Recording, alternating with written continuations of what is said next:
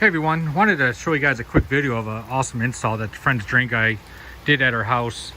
In years past, we've had our downspouts terminated right here. We just did it ourselves. Called up the Friends Drain Guy to see if he can offer a better solution. He came out, he ended up burying all of our downspouts for our storm drain runoff.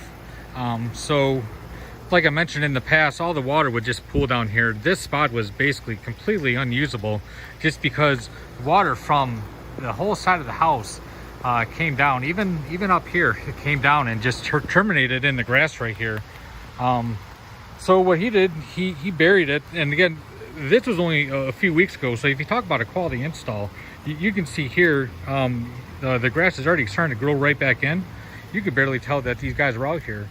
But what he ended up doing is we had a storm drain right here, so they have all the water coming from this whole side of the house and over there.